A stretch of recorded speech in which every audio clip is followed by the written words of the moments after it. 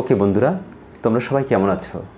আজকে থাকছে ঢাকা বিশ্ববিদ্যালয়ে চারুকলা ভর্তি বিষয়ে একটু আলোচনা। তো আমরা ঢাকা বিশ্ববিদ্যালয়ে চারুকলায় যে এডমিশন টেস্ট দিব, এখানে কি কি পরীক্ষা আসতে পারে সেই বিষয়ে একটু ধারণা দেওয়ার চেষ্টা করব। তো আমাদের ঢাকা বিশ্ববিদ্যালয়ে চারুকলায় ইতিমধ্যে যে পরীক্ষাগুলো হয়েছে, মানে 2-1 বছর আগে বা তারও আগে, সেটা থিওরি পরীক্ষাটা কিন্তু পরে হয়েছে আর ড্রয়িং পরীক্ষাটা আগে হয়েছে। কিন্তু ইদানিং যেটা হচ্ছে, আগে থিওরি হচ্ছে, পরে ড্রয়িং পরীক্ষা হচ্ছে। এই জন্য যে সমস্যাটা দাঁড়াচ্ছে, যারা ভালো ড্রয়িং করে তারা কিন্তু অনেক সময় চান্স পায় না, কেননা যারা বেশি পড়ে বা যারা পড়ুয়া তারা কিন্তু চান্স পেয়ে যাচ্ছে। দেখা গেছে যে ক, খ, গ এবং ঘ এই ইউনিটে চান্স হচ্ছে না, তারা কিন্তু খুব পড়ছে, তারা কিন্তু ড্রয়িং করছে না, তারা পড়ে যাচ্ছে। একটা টাইমে দেখা গেছিলো ওই বিষয়ের চান্স না হয় চারুকলা একটা পরীক্ষা দিল, তাদের চান্স হয়ে গেল। তখন দেখা গেছে যে এই যে চান্স পেয়ে গেল তারা, তখন কিন্তু ওই ভালোর ভিতর থেকে যারা একটু ড্রয়িং পারে তারা কিন্তু চারুকলায় পরবর্তীতে স্টুডেন্ট হয়ে যায়। কিন্তু তোমরা যারা একেবারেই ভালো আঁকো বা যারা শিল্পী হতে চাও বা শিল্পী হওয়া বাসনা সবসময় মনে মনে, তারা কিন্তু অনেক ক্ষেত্রে বাদ পড়ে যাচ্ছ। এবারে কিভাবে তোমরা বাদ পড়ে যাবে না সেই বিষয়ে আমি এখানে একটু আলোচনা করি। যেমন তোমরা যদি সম পরিমাণ বই পড়াশোনা করো, তোমরা তো ছবি আঁকতে পারোই, কারণ তোমরা তো শিল্পী হতে চাও, তোমরা তো আর্টিস্ট হতে চাও, তোমরা ছবি আঁকতে চাও। তো তোমার ভিতরে তো একটা সেন্স রয়েছে, এটা কিন্তু তোমার ভিতরে একটা প্লাস পয়েন্ট। অন্য কিন্তু তোমার সাথে পারবে না, তুমি এক কদম এগিয়ে। তো তোমাকে কি করতে হবে, এই সময়টা তুমি এই এডমিশন টাইম সময়টা, যে সময় তোমার এর 100%-এর ভিতরে 20% সময় তোমাকে ড্রয়িংয়ের পিছনে ব্যয় করতে হবে, আর 80% মানে 80% সময় তোমাকে থিওরির পিছনে সময় ব্যয় করতে হবে। তাহলে তুমি কিন্তু চান্স পেয়ে যাবে। আবারও বলছি, তোমরা যারা ছবি আঁকতে চাও বা শিল্পী হতে চাও, তাদের ভিতরে তো অবশ্যই ছবি আঁকার জ্ঞান রয়েছে। তো তোমাদের এখন কি দরকার, তোমাদের দরকার চান্স পাওয়া, এবং চান্স পাওয়ার জন্য কি দরকার, থিওরি করা। এবং থিওরি কী কী পড়বে সে বিষয়ে আমি আজকে বলবো, আর ড্রয়িংয়ে কীভাবে করবে। ইতিমধ্যে দেখা গেছে গত বছর যে চান্স পায় নাই, কিন্তু সে কিন্তু মারাত্মক একজন শিল্পী, খুব ভালো ছবি আঁকে। এখন খুব ভালো ছবি আঁকে কী লাভ, সে কিন্তু এডমিশন টেস্টে থিওরিতেই সে বাদ পড়ে গেছে। তাহলে তো তার ঢাকা বিশ্ববিদ্যালয় পরীক্ষা, সে শিল্পী হবে হয়তো, বা এরকম যারা আছে তারা হয়তো শিল্পী হবে বা একজন আর্টিস্ট হবে, কিন্তু কজন এভাবে হবে, কজন এভাবে শিল্পী হতে পারবে? কারণ তুমি যদি একটা প্ল্যাটফর্ম পাও বা একটা সাইনবোর্ড পাও ঢাকা বিশ্ববিদ্যালয়ের মতন, এডমিশন টেস্ট দেওয়ার মাধ্যমে তুমি যে চারুকলার মতন একটা জায়গায় তুমি আসতে পারো, তাহলে কিন্তু তোমার জীবনটা কিন্তু অন্যরকম বদলে যাবে। চারুকলায় ভর্তি না হয়ে শিল্পী হওয়াটা, সেটা কতজন হতে পারে তোমরাই বলতে পারো যে 100 জনের ভিতরে কয়জন শিল্পী হতে পারে? হবে না, কারণ তারা অন্য বিষয়ে যখন পড়াশোনা করবে তখন হয়তো বিসিএস ক্যাডার হবে বা ব্যাংকের চাকরি করবে বা ডাক্তার হবে, ইঞ্জিনিয়ার হবে, অন্য কিছু এনিওয়ে হতে পারে। আমি বলবো তোমরা এই টাইমটা, যারা সত্যিই শিল্পী হতে চাও তারা কিন্তু এই টাইমটা শুধুই পড়াশোনা করে যাও। এটা সত্যি আমার একটা স্রোতের বিপরীতে একটা কথা বলা, ভর্তি হবা চারুকলায় অথচ এখন থিওরি পড়বে। হ্যাঁ, এক্স্যাক্টলি, তোমাকে থিওরি পড়তে হবে। তো চলুন কি কি আমরা করতে পারি। প্রথমে আমি বলবো ড্রয়িং সম্পর্কে। ড্রয়িং আমি আমার এই এডমিশন টেস্ট সময়ের যে 20% সময় ব্যয় করব, তার ভিতরে আমি কি করতে পারি, ফ্রি হ্যান্ড ড্রয়িং। অর্থাৎ আমি পড়াশোনা ফাঁকে ফাঁকে আমার কাছে একটা রাফ খাতা থাকবে, সেই খাতায় আমি শুধু খসড়া করে যাব, মানে আমি লাইন টেনে যাব, কখনো ওভাল করব। এতে করে কি হবে, আমার হাতটা ফ্রি হবে। আমি অনেক দিন ড্রয়িং করি না, বা তুমি যারা শিল্পী হতে চাও তারা তো ড্রয়িং অনেক দিন অল্প অল্প করেছো, বা তোমরা ছবি আঁকতে পারো, কিন্তু চারুকলায় ভর্তি হতে গেলে এখানে কিছু গ্রামার শিখতে হয়, এখানে কিন্তু ফ্রি হ্যান্ডেড ড্রয়িং করতে হয়। এটা শিক্ষকরা কিন্তু, বিজ্ঞ শিক্ষকরা কিন্তু বুঝেন যে তুমি গ্রামার ফলো করে ড্রয়িংটা করছো বা তোমার হাতটা ফ্রি রয়েছে, এটা তোমার লাইনের রেখায় এটা কিন্তু বোঝা যাবে। তো যাই হোক, তাহলে কী করতে হবে, আমাকে ফ্রি হ্যান্ড লাইন ড্রয়িং করতে হবে, প্রচুর প্রচুর ওভাল এবং লাইন ড্রয়িং প্র্যাকটিস করার মাঝে আমরা কিছু সিলিন্ডার, পটারি, বয়াম, এই টাইপের কিছু ওভাল আছে, এই টাইপের কিছু ড্রয়িং করবো, অথবা লাইন রয়েছে। যেমন আমরা বোতল আঁকতে পারি, কাচের বোতল আঁকতে পারি, অথবা কোকাকোলার বোতল আঁকতে পারি। এতে কিন্তু অনেক কাজ রয়েছে, এগুলো কিন্তু এগুলো করার পরেই কিন্তু আমরা ফিগার আঁকবো, এবং ফিগারটা কিন্তু কী করবো, লাইভ ফিগার আঁকবো, অর্থাৎ দেখে দেখে ফিগার আঁকবো। তাহলে ফিগার কোথা পাবে? তোমার ঘরে তোমার ভাই বোন অথবা তোমার মা রয়েছে, তাদের দেখে দেখে আঁকো, তারা কি কাজ করছে সেটা দেখে দেখে আঁকার প্র্যাকটিস করো। তার মানে কি, দেখে দেখে আঁকার যে একটা প্র্যাকটিস, এটা কিন্তু যারা অ্যাডমিশন টেস্ট দিচ্ছ তারা কিন্তু ইতিপূর্বে খুব কম জনেই তোমরা কিন্তু এই প্র্যাকটিসটা করেছো। তো যারা ফিগার দেখে দেখে প্র্যাকটিস করে সার্কুলার অ্যাডমিশন টেস্ট দিতে আসবে, আর যারা ছবি দেখে প্র্যাকটিস করে অ্যাডমিশন দিতে আসবে, তাদের মধ্যে কিন্তু অনেক ডিফারেন্স। আমি বলবো 10 আর 90 এরকম। সত্যি কথা বলতে কি, যারা দেখে দেখে ফিগার প্র্যাকটিস করে সার্কুলার অ্যাডমিশন টেস্ট দিবে, তারা কিন্তু সার্কুলার চান্স হবেই। ওকে, তো যাই হোক, এভাবে কিন্তু আমরা ধীরে ধীরে ফিগার ড্রয়িংগুলো প্র্যাকটিস করব। এবং আমরা জানি যে ফিগার আসবে, তাই আমরা ফিগারেই প্র্যাকটিস করব। তার আগে আমরা ফ্রি হ্যান্ডে যা যা বলেছি এইগুলো কিন্তু করতে হবে। যাই হোক, এবার আমরা থিওরির বিষয়ে আসি। তাহলে থিওরি কি আসতে পারে? ইতিপূর্বে আমরা পরীক্ষা দিয়েছিলাম যে অ্যাডমিশন টেস্টে, সেখানে কিন্তু আগে ড্রয়িং হয়েছে, কিন্তু এখন যেটা হচ্ছে থিওরি হচ্ছে। আমি জানি না কেন থিওরি হচ্ছে, কারণ থিওরির ভিতরে তোমরা যারা সত্যিকারের শিল্পী হতে চাও, প্রকৃত শিল্পী হতে চাও, তারা কিন্তু বাদ পড়ে যাচ্ছ। কেন বাদ পড়ে যাচ্ছ তার ব্যাখ্যাটা এইভাবে আমি দিচ্ছি যে অনেকে ক, খ, গ ইউনিটে বা ঘ ইউনিটে পরীক্ষা দিচ্ছে, তারা চারুকলায় পরীক্ষা দিবেই না। তারা তাই সব সময় শুধু পড়াশোনা নিয়ে আসে, সেটা সাধারণ জ্ঞান হোক, ইংরেজি হোক, অঙ্ক হোক, এইসব বিষয় নিয়ে সে কিন্তু মরিয়া হয়ে পরীক্ষা দিচ্ছে, যাতে এইসব বিষয়ে সে চান্স পায়। যখনই সে চান্স না পায়, তখন কিন্তু সে চারুকলার একটা সুযোগ নিচ্ছে। তখন কেননা তার কিন্তু পড়ুয়া জ্ঞান রয়েছে বেশি, তোমার থেকে বেশি, কারণ তোমাকে ড্রয়িংও করতে হচ্ছে, প্র্যাকটিস করতে হচ্ছে, আবার থিওরিও পড়তে হচ্ছে। তার মানে কি, তোমাকে ড্রয়িং এবং থিওরি দুটোই করতে হচ্ছে, আর সে শুধু থিওরিই পড়ছে। তার মানে এর ভিতরে যদি কেউ মনে করে যে আমি একটা ফর্ম তুলে রাখি, চারুকলা অ্যাডমিশন টেস্ট দিব, যদি তার ক, খ, গ ইউনিট হয়ে যায়, তাহলে কিন্তু সে কিন্তু আর সার্কুলার দিবে না। কিন্তু কয়জন আর হবে? ম্যাক্সিমামে তো হবে না, তাই না? আচ্ছা, সেক্ষেত্রে কী করবে? তারা ওই চারুকলা একটা ফর্ম কিনে রাখছে। তখন দেখা গেছে যে চারুকলা যখন তারা থিওরি পরীক্ষায় অংশগ্রহণ করছে, তারা কিন্তু টিকে যাচ্ছে। আর তোমরা যারা ভালো শিল্পী হতে চাও বা সবসময় ছবির দিকে মনোযোগ ছিলে, তারা কিন্তু থিওরিতেই বাদ পড়ে যাচ্ছে। থিওরিতে বাদ পড়ে যাওয়া মানে তুমি ঢাকা বিশ্ববিদ্যালয়ের চারুকলায় আর ভর্তি হতে পারছো না। গত বছর এরকম একটি ঘটনা ঘটছে আমার কাছের একজন ছোটো ভাই নিয়ে। সে দুর্দান্ত ছবি আঁকে, তার লাইন ড্রয়িং দুর্দান্ত, তার গতিতে তুমি ভয় পেয়ে যাবে, এরকম একটা অবস্থা। তার ফিগারের সেন্স ভালো, তার কম্পোজিশন ভালো, প্রফেশন ভালো, কিন্তু কি হবে? সে থিওরিতে টিকে নেয়। আমি তাকে বলছি বারবার যে তুমি থিওরি বেশি বেশি সময় দাও, কারণ তুমি তো ড্রয়িং পারছো। কারণ থিওরি এবং থিওরি পরীক্ষার পরে যে সময়টা থাকে ড্রয়িংয়ের জন্য, অর্থাৎ প্র্যাকটিক্যালের সময়, এই সময়টা তুমি যদি সারা দিন রাত দিন প্র্যাকটিস করো, তাহলে তোমার হয়ে যাবে। তো ও শুধু ছবির দিকেই মনোযোগ দিয়েছে, তাতে কি হয়েছে? ও আর থিওরিতে টিকে নাই। আর থিওরিতে না টেকায় সে কি কান্না তার। তো কি হবে? তাকে থিওরি পড়তে হবে, থিওরি পড়ে তারপর না টিকতে হবে। এখন আমি জানি না কেন থিওরি পরীক্ষা আগে হচ্ছে, এই কারণে প্রকৃত শিল্পীরা বাদ পড়ে যাচ্ছে। এতে কি হয়, যারা পরবর্তীতে যারা অন্যান্য ডিপার্টমেন্টের যারা ইচ্ছুক হয়ে অ্যাডমিশন টেস্ট দিচ্ছে, মানে অন্যান্য ডিপার্টমেন্টে ভর্তি হবে এমন যারা চারুকলায় ভর্তি অ্যাডমিশন টেস্ট দিচ্ছে থিওরিতে এবং টিকে যাচ্ছে, তাতে কি হয়, মন্দের ভালো কিন্তু চারুকলায় চান্স হচ্ছে।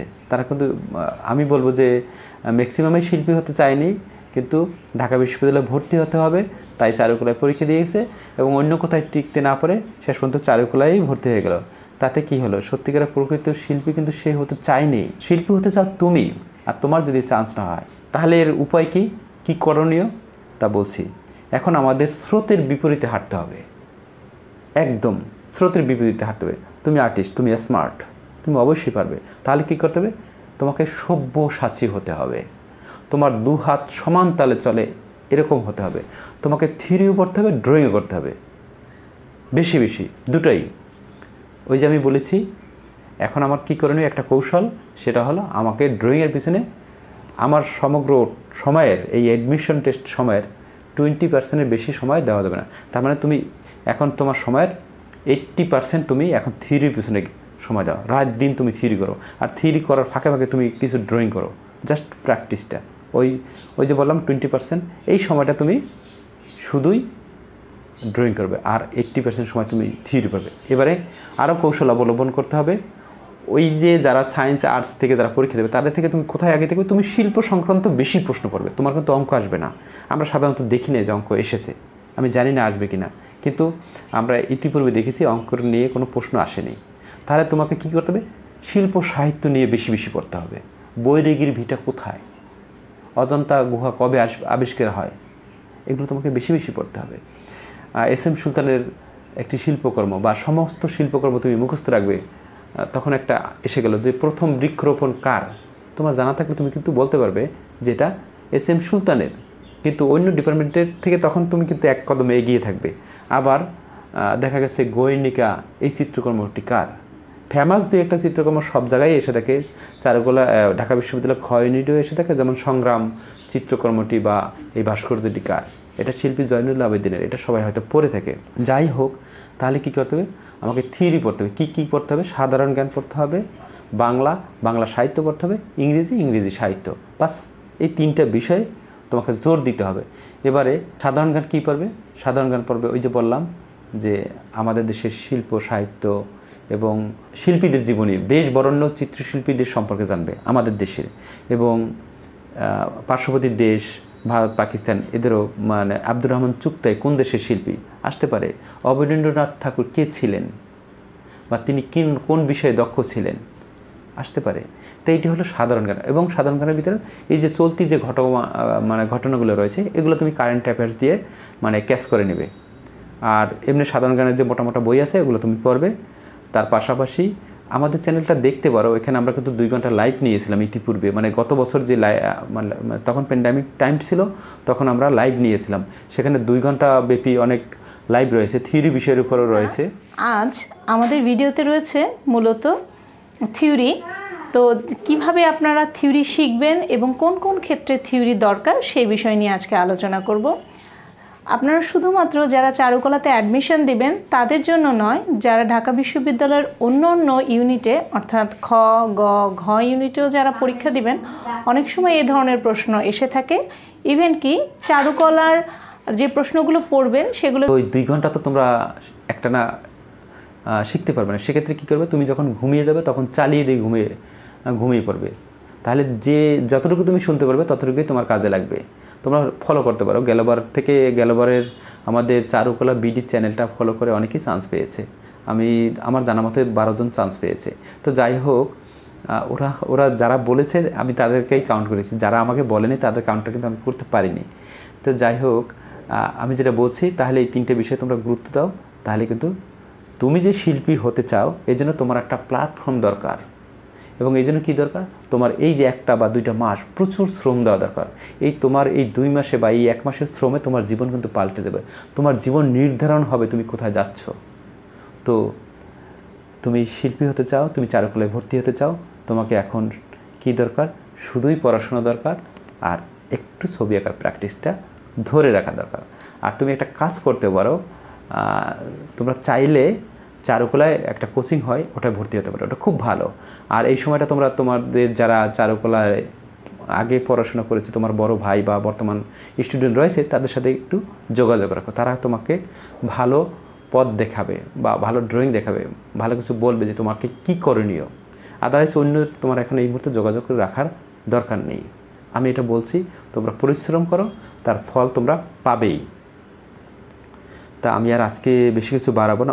আরেকটা বিষয় বলছি, বাংলা সাহিত্যে তোমরা কী পড়বে, বাংলা সাহিত্যে তোমরা ইন্টারমিডিয়েটের যে বইগুলো পড়েছো এইগুলো দিয়েই সাধারণত প্রশ্ন আসে থাকে, গ্রামার বা বাংলা সাহিত্য বিষয়ে। যেমন একটা বইয়ের নাম আসতে পারে 23 নম্বর তৈলচিত্র কার, হতে পারে রবীন্দ্রনাথ ঠাকুরের জন্ম তারিখ কত সালে, অথবা কাজী নজরুল কত সালে মারা গিয়েছেন, অথবা তার কয়েকটি বইয়ের নাম, এগুলো আসবে। আবার ইংরেজিতেও গ্রামার আসবে, সেই সাথে কিছু লিটারেচার সম্পর্কে আসবে, যেমন শেক্সপিয়ার সম্পর্কে আসতে পারে, তার লেখা বই সম্পর্কে আসতে পারে, বা এরকম ফেমাস রাইটারদের সম্পর্কে একটু ধারণা রাখতে হবে। তো এই হলো, তুমি শিল্পী অবশ্যই হবে। কেন হবে, আমার যে এই কথাগুলো যদি তুমি ফলো করো তাহলে আমার বিশ্বাস তুমি সাকসেস হবেই। ঢাকা বিশ্ববিদ্যালয় একান্ত না হলেও তোমার অন্যান্য বিশ্ববিদ্যালয় হবেই, যেমন জগন্নাথ ইউনিভার্সিটি খুবই ভালো, জাহাঙ্গীরনগর, রাজশাহী, চিটাগাং সবগুলোই ভালো। তবে আমাদের লক্ষ্য থাকা উচিত ঢাকা বিশ্ববিদ্যালয়। আর ঢাকা বিশ্ববিদ্যালয়ে যদি আমার চান্স হয় তাহলে তো কোনো কথাই নেই, আর না হলে অন্য জায়গা হলেও তুমি পারবে, অবশ্যই পারবে। আর তুমি ভেবো না যে যারা সত্যিকারের শিল্পী, তুমি যদি থিওরিতে না টেকো, তুমি যত ভালো শিল্পী হও না কেন, তবে খুব কম সংখ্যকেই শিল্পী হতে পারবে। তুমি যদি একটা প্ল্যাটফর্ম পেয়ে যাও ঢাকা বিশ্ববিদ্যালয়ের মতন বা অন্যান্য বিশ্ববিদ্যালয়, তাহলে কিন্তু তোমার জীবনটা কিন্তু একটা সাইনবোর্ড যে তুমি একটা জবে যাচ্ছ, তুমি কোথায় পড়ছো, বা তুমি ধাক্কা খেলেও কিন্তু তুমি পড়বে। তুমি যদি ঢাকা বিশ্ববিদ্যালয়ে স্যার চান্স পেয়ে যাও, তখন টিচার বা তোমার ক্লাসের টিচারদের কথা অথবা ক্লাস যেভাবে দেবে সেভাবে তোমাকে করতে হবে। এই যে তুমি একটা ধাক্কা খাচ্ছো, আর ধাক্কা খেলে কিন্তু তুমি কাজ করতে বাধ্য হচ্ছ। আর যদি তুমি চান্স না পাও, তার মানে কি তুমি শিল্পী হবে না? আমাকে হয়তো চ্যালেঞ্জ করবে, আমি বলছি খুব কম সংখ্যকে, কারণ তখন তুমি ধাক্কা খাচ্ছ না। তোমার মন থেকে যে কজনের উঠবে যে আমি শিল্পী হবই, তখন কিন্তু সেই শুধু শিল্পী হবে। কিন্তু একটা কথা বলে রাখি, সে সংখ্যা খুবই কম। কেননা তুমি চারুকলায় চান্স না পেলে তুমি তো অন্য বিষয়ে পড়বে, অ্যাকাউন্টিংয়ে পড়বে, নয় সায়েন্সে পড়বে। তখন তুমি কী করবে? বিসিএস দেবে বা অন্য চাকরি করবে, ব্যাংকে হয়তো জব করতে পারো। তাহলে কি চারুকলাটা তোমার কিন্তু কমে যাচ্ছে, অন্য চাপের কারণে হলেও তুমি ছবি আঁকা কিন্তু কমে যাচ্ছে। যে কারণে আমি বলছি তাহলে তোমার শিল্পী হওয়ার সম্ভাবনা খুবই কম। ওকে, একটু শেষ বেলায় বলে রাখি, আমাদের এখন যে সময়টা অ্যাডমিশন টেস্টের সময়টা রয়েছে, সমগ্র সময়ের ভিতরে আমাকে 80% সময় আমাকে থিওরির জন্য সময় দিতে হবে, আর 20% সময় দিতে হবে ড্রয়িংয়ের জন্য। ভুলে যাও না, তুমি একজন আর্টিস্ট, তুমি স্মার্ট, এবং তুমি দুটাই সমান তালে চালাবে এবং তুমি টিকে যাবে। এবং অন্যের সাথে তোমাকে টেক্কা দিতেই হবে, কারণ বর্তমান জগৎটা কম্পিটিশনের জগৎ। এখানে তোমাকে টিকে থাকতে হলে তোমাকে অতিরিক্ত পরিশ্রম করতেই হবে। ওকে, এবং তুমি সাফল্যের দ্বারগোড়ায় তুমি পৌঁছাতে পারবে।